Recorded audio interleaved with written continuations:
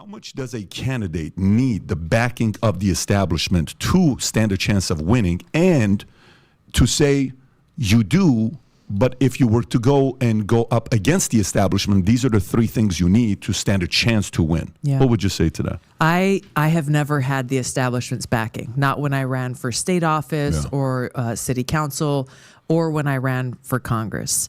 I was never the obvious choice from a party or an establishment standpoint, and frankly, even had some people in the Hawaii Democratic Party who were actively opposing my candidacy. And so I was shocked when a couple of weeks after I was sworn in as a member of Congress, I got a call saying, "Do you want to be vice chair of the DNC?"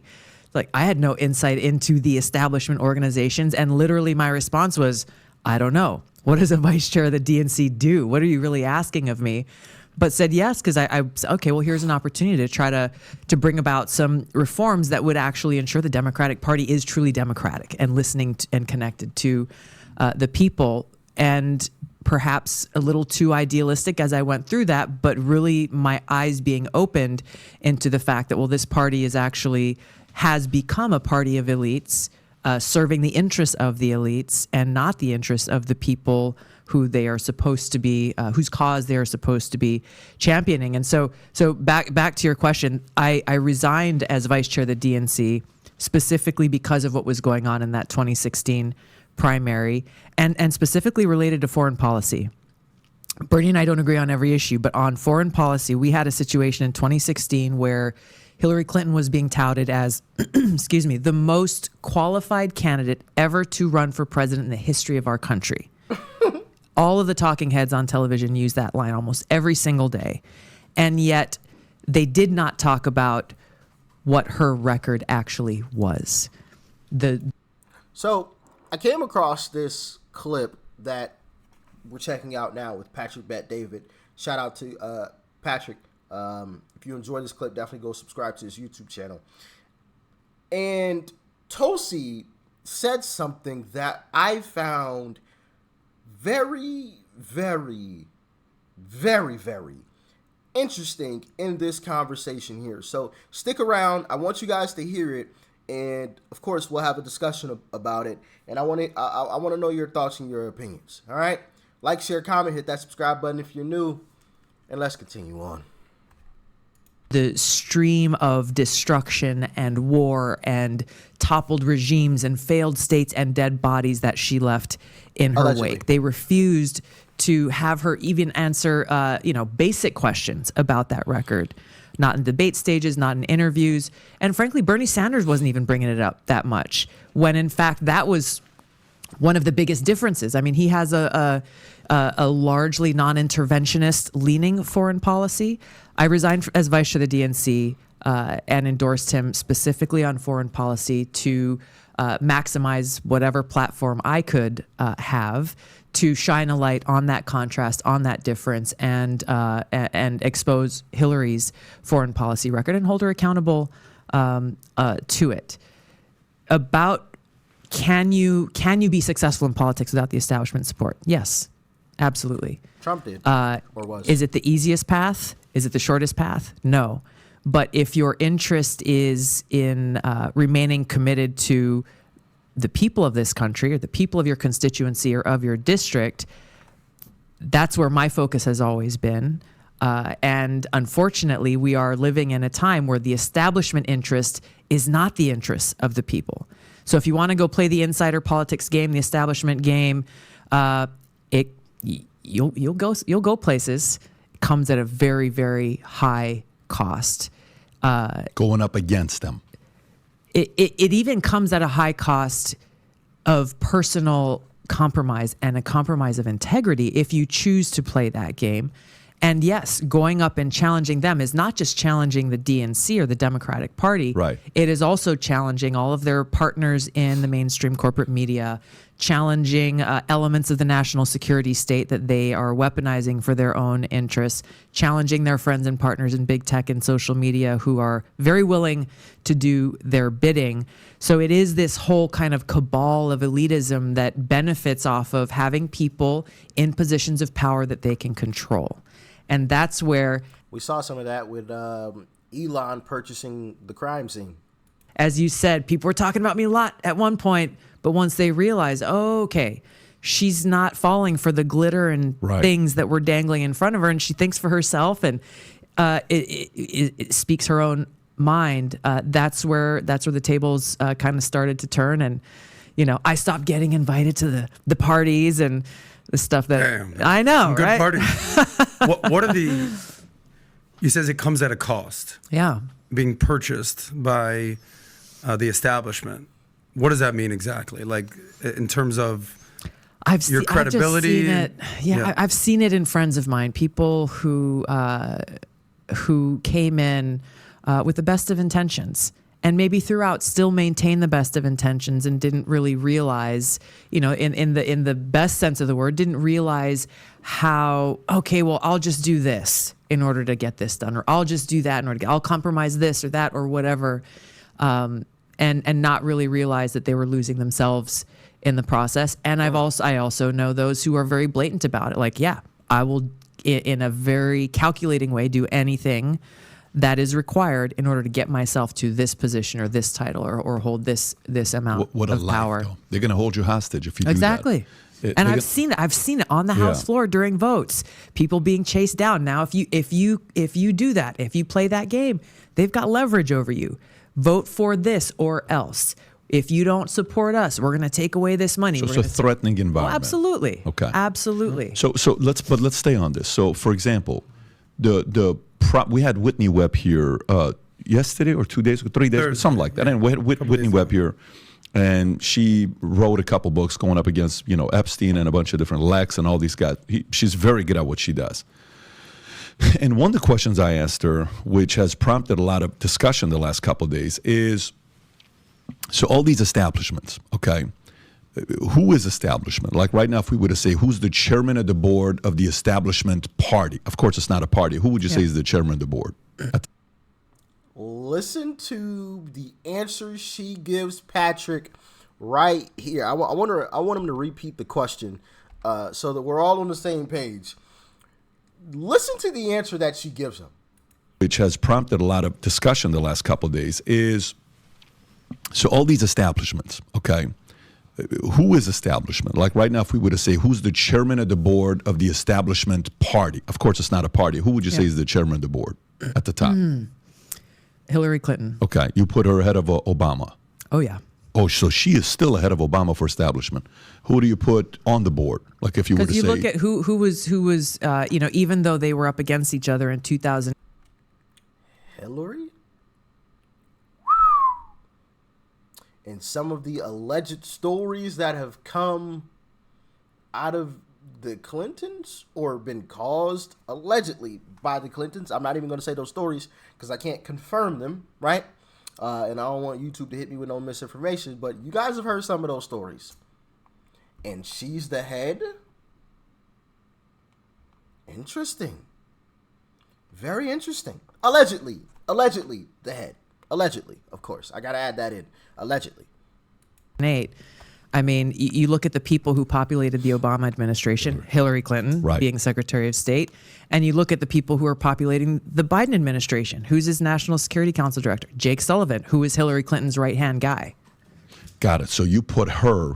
So you don't subscribe to this mindset that Obama's really on his third term and he's running the country. That's not where you're at. I think he is playing a very impactful role, but Hillary Clinton spent decades Still. building that Clinton machine. So she's that deep. is still very much You Okay. think she still plays a role in the Biden administration? yes. So here's the Hillary. question. Yes. So here's a question.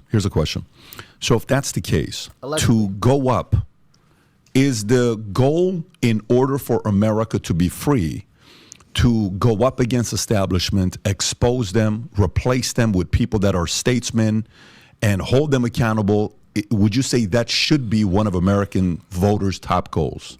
It is the essential objective. We're on the same page. So now this goes. Can I add one little thing Of to course, that? sure. It is because you look at, and I talked a little bit about this in my talk yesterday, about when you look at the words that the founders used in our founding documents, we the people, a self-governed nation. we are the ones who have the ability to make this change. It feels hopeless at times because of how much money and power and all of these machines that exist to maintain that status quo of power. But ultimately at the ballot box, we are the ones who have the power to make the kind of change you're talking about and hold these elected leaders accountable.